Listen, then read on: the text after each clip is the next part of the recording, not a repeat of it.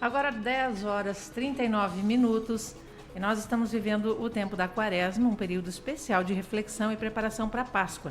Em uma cidade plural e de fronteira como Foz, marcada aí pela diversidade cultural e religiosa, esse tempo ganha significados ainda mais profundos. E para conversar conosco sobre a espiritualidade da Quaresma, a campanha da fraternidade e os desafios da fé aqui na nossa realidade trinacional, a gente recebe agora o Padre Fábio Augusto Welter. Padre, bom dia.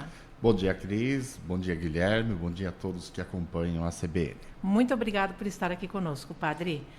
O que é a Quaresma e qual que é o significado mais profundo desse tempo para a Igreja e para os fiéis católicos? A Quaresma é esse tempo que se inicia com a celebração da Quarta-feira de Cinzas, né, que celebramos há 2 dias, e encerra-se na tarde da Quinta-feira Santa. Por si só, a Quaresma não tem uma finalidade. Ela é um tempo de preparação. Desde o começo do cristianismo, se celebrava a Páscoa. No início, todos os domingos eram celebrados como o dia da Páscoa, o dia da ressurreição. Aos poucos, os cristãos foram percebendo que, além de todos os domingos ter todo esse espírito de envolver os cristãos no mistério central da fé, que é o mistério pascal, era preciso recordar-se o dia que isso aconteceu. E a partir de então, se passou a celebrar a Páscoa anual.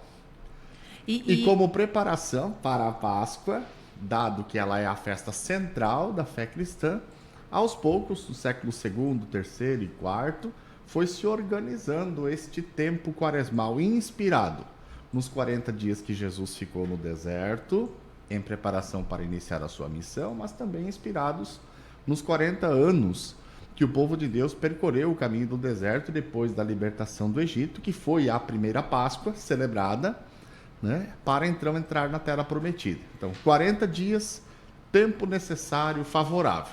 Não obrigatoriamente um tempo cronológico, mas um tempo que nós chamamos de Kairos, tempo da graça, tempo necessário para vivenciar uma preparação para algo que é importante. É como se fosse uma caminhada até chegar ao ápice, que seria a Páscoa. Então. E quais são os pilares da Quaresma? Como eles são vividos na prática hoje, Padre? A Quaresma, ela se concentra sobre 2 referenciais importantes, 2 palavrinhas que serão muito repetidas, né, nos nossos encontros, nas nossas celebrações, que é penitência e batismo. O cristão, quando é batizado, ele é inserido na vida de Cristo. É chamado a transparecer com sua vida, com seu testemunho, com as suas opções no lugar onde ele vive, que ele é outro Cristo no mundo. Quando olhamos para Jesus e olhamos para a nossa vida, nos damos conta que existe uma certa diferença, né? Justamente por isso, porque na noite da Páscoa, na vigília pascal, todos nós somos chamados a renovar o nosso compromisso batismal, nós vivenciamos experiências penitenciais, que são exercícios, não apenas exercícios de mortificação. Às vezes se reduz demais a palavra penitência ou exercício penitencial a exercícios de mortificação pessoal e individual. A penitência é muito mais completa, porque é justamente à luz da palavra de Deus, e essa é a fonte que orienta o passo novo que o cristão é chamado a dar nesse tempo quaresmal. À luz da palavra, ele vai se dando conta que existe um caminho a ser percorrido como batizado. E justamente por isso, pela oração, pela caridade, pelo jejum, por experiências mais intensas de oração, de encontro com os irmãos, para nós da Igreja do Brasil, também o auxílio da campanha da fraternidade, que nos convida a dar-nos conta que a conversão não é apenas intimista e individual, mas ela também circunscreve todo o ambiente que você vive, como comunidade, como família, como sociedade, e por isso é preciso dar conta que a minha conversão pessoal também passa pela conversão dos ambientes que eu estou. Padre, tem muita gente que tem ojeriza à carne nesse período, mas não é só questão de fazer jejum ou de se abster da carne. Como é que o senhor orienta assim, os fiéis, considerando as diferentes necessidades e realidades de saúde do brasileiro? Essa questão da penitência está muito além da alimentação. Exatamente. Um dos exercícios é o jejum e em 2 dias da quaresma, a igreja orienta que seja feito também a abstinência de carne, que é a quarta-feira de cinzas e a sexta-feira santa. Aliado a isso, também é uma orientação e não um mandamento da igreja, que nas outras sextas-feiras também os católicos pratiquem a abstinência de carne. Contudo, né, a abstinência de carne, ou o exercício de jejum, ele só tem sentido quando ele tem uma finalidade. Por si só, deixar de comer carne... não estou comendo carne, não estou cumprindo a minha parte. No máximo é a economia. Boa, padre. No máximo é a economia. De outro lado, né, é importante irmos percebendo esse contexto histórico no qual a forma de vivenciar esse exercício quaresmal foi sendo introduzido na vida do cristianismo, né? Justamente porque a carne, o sangue, né, é reconhecido como a carne e o sangue de Jesus, que foi castigada, que foi pregada na cruz, seu sangue que foi ali derramado, e justamente num ato de respeito, então, o cristão é chamado a abster-se de carne que contenha sangue.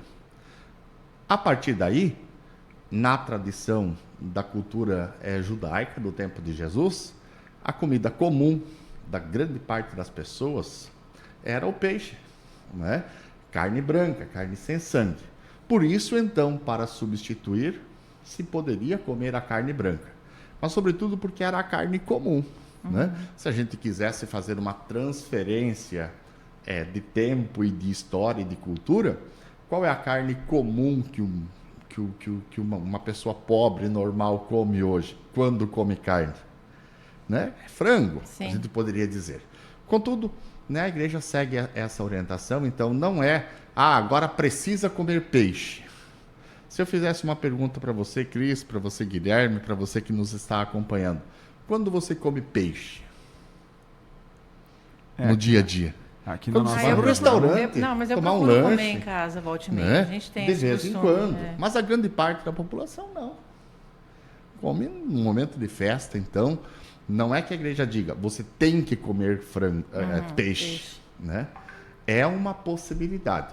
De modo especial, como você disse, porque hoje tem também todas as orientações, né? Quem deve fazer o jejum, quem deve fazer a abstinência, tem as idades, né?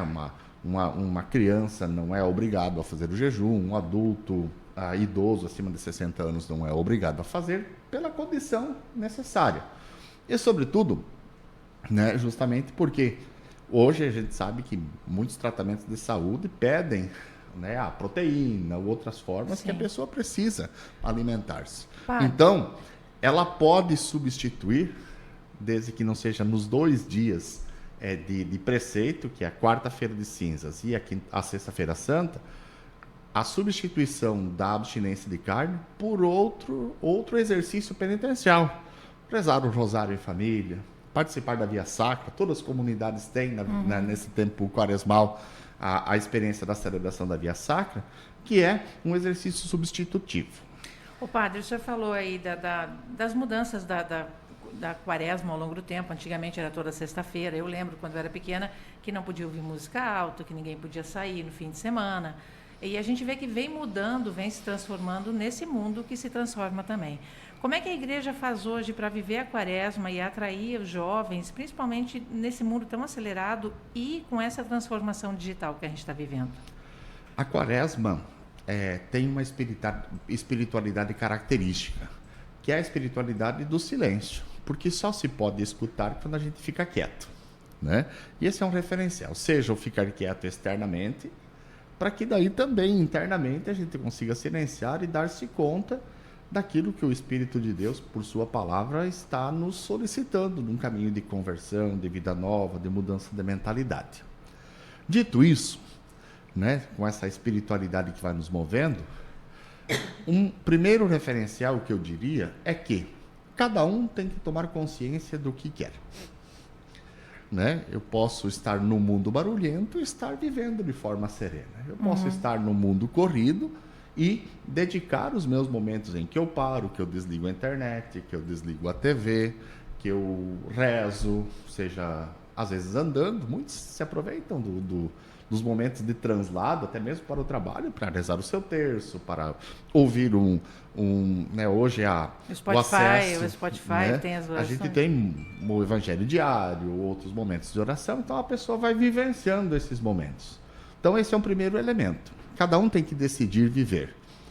E, importante, nós estamos num tempo em que, né, se a gente parar para pensar 100 anos atrás, a vida da sociedade, ela, de alguma forma, pelo menos para nós brasileiros ainda, ela estava organizada ao redor do ambiente religioso, né? Devagarzinho, né, não só a palavra da igreja, mas a organização da vida ao redor do ambiente religioso foi se mobilizando, né? Entrando outras questões. E aí entram, além dessa decisão pessoal de vivenciar esse tempo, também as tantas outras experiências que a igreja oferece. São retiros, né? São momentos especiais de oração, são as vias sacras. Olhando pela programação das paróquias aqui da cidade de Foz do Iguaçu, nós vemos que muitas acrescentaram momentos de celebração da Eucaristia, para que as pessoas possam vivenciar o tempo da Quaresma, pela manhã, em grande parte. Então, vai se aproveitando do tempo que é possível, né? Quase sempre antes ou depois do trabalho, né? Ou aos finais de semana, para essas experiências de retiro, tardes de oração, noites de oração. Temos a prática dos mutirões de confissão nas paróquias e também uma busca mais acentuada dos cristãos individualmente pela confissão nos atendimentos paroquiais. Então, tudo isso vai sendo revalorizado, né, também dentro da agenda para oferecer o espaço e o tempo possível para as pessoas. Vou perguntar também ao padre Fábio Augusto Welter, que está aqui conosco nesta jornada, falando aí sobre Quaresma. Vamos falar em instantes também da campanha da fraternidade. Aqui nós estamos numa região de encontro entre países e entre culturas religiosas também. Então, mesmo dentro do catolicismo, assim, a forma como ele é praticado no Brasil, às vezes tem algumas diferenças com relação ao Paraguai, à Argentina, é natural de cada cultura. Você nota isso no dia a dia, até pela pluralidade das pessoas que vão na igreja ali, de diferentes culturas? Você nota aí alguma diferença em relação a aquilo que é celebrado aqui em Foz do Iguaçu, a forma como é celebrado em Foz do Iguaçu e em outras partes? A liturgia da igreja é universal, né? Então, o mesmo rito da missa, ele é rezado aqui em Foz do Iguaçu, no Paraguai e na Argentina, né?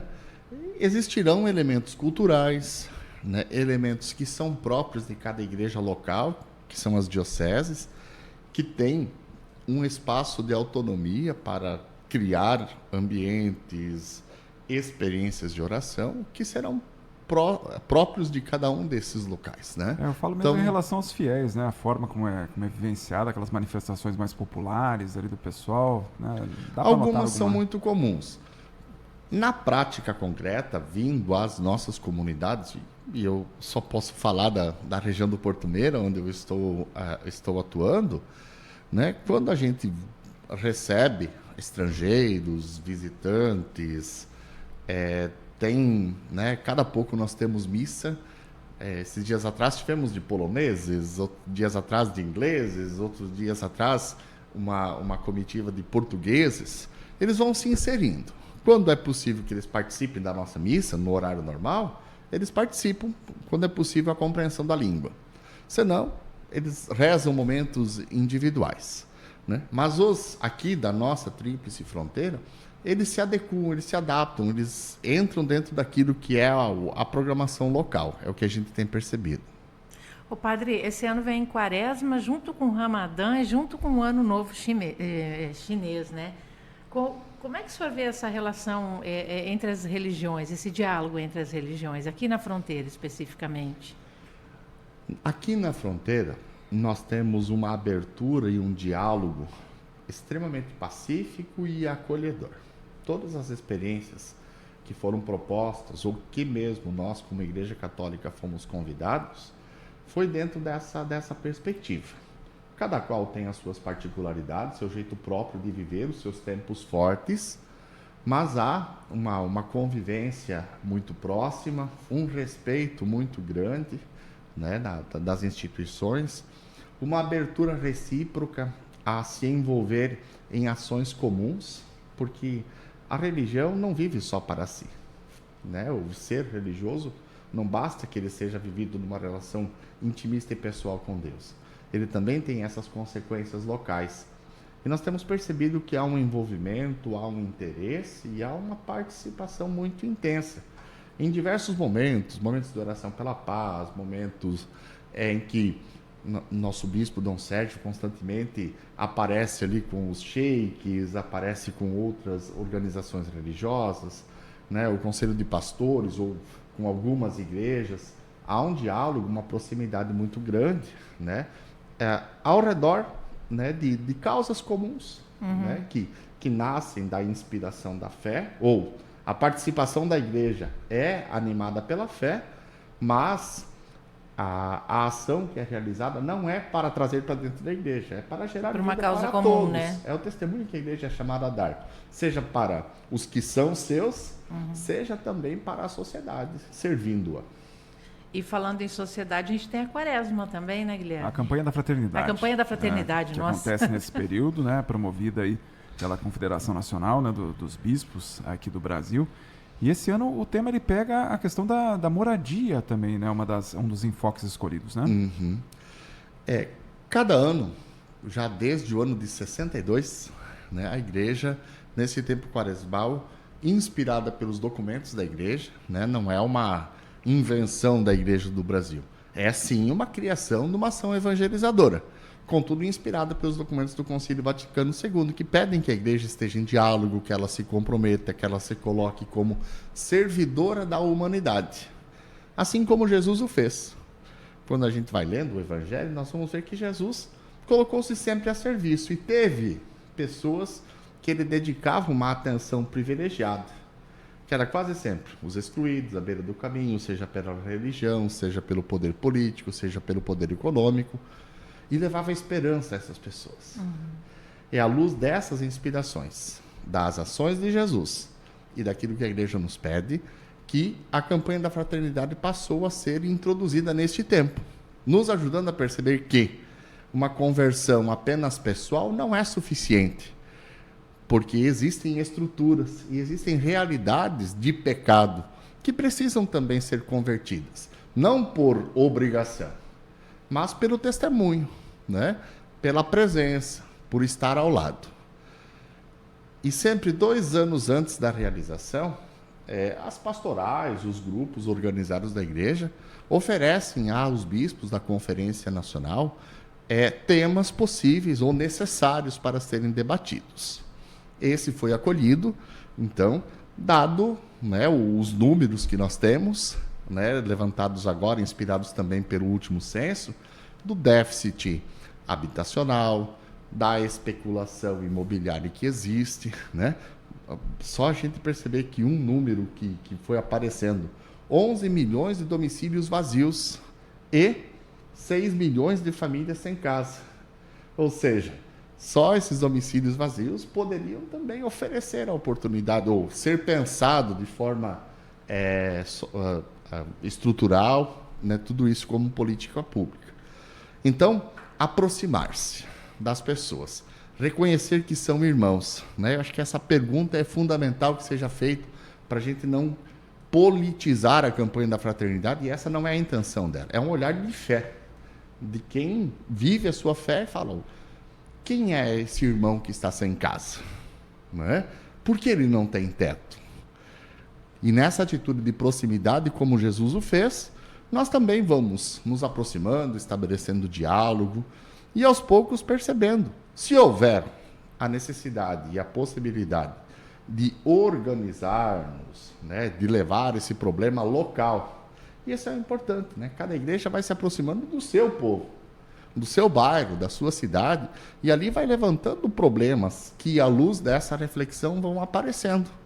E por isso aparecem, passo a passo, no desenvolvimento desse tempo de reflexão, que é a campanha da fraternidade, possibilidades de ação, que depois serão levadas à frente. Padre, a gente tem meio minuto, rapidinho, os horários das missas lá na sua comunidade, que coincidentemente é perto da região do Bubas ali, né? Exatamente. Para o pessoal que quiser participar da quaresma, para quem está meio afastado da igreja e quer voltar, se o senhor puder passar rapidinho. Isso. Nós temos, então, nos sábados à noite às 19 horas, domingo 8 horas da manhã e 19 horas. Nós temos às quintas-feiras à tarde às 15 horas, a missa com a novena. E nesse período quaresmal, às 6h15 da manhã, nas sextas-feiras. Às sextas-feiras à noite, nas nossas comunidades, variando entre 19 e 19h30, nós temos a Via Sacra. Teremos o mutirão de confissões dia 16 na nossa paróquia. Então, são horários que são possíveis que todos possam participar. Todo mundo convidado, então. Todo mundo convidado. Padre... Aliás, quarta-feira à noite, parecia festa de Nossa Senhora. Lá fora, aquele pátio estava cheio de gente. Muita cadeira de gente para fora. A gente foi acomodando e acolhendo como foi possível. Padre, muito obrigada pela sua participação aqui conosco, tá? Obrigado, Cris, Guilherme. Um abraço a todos que nos acompanharam.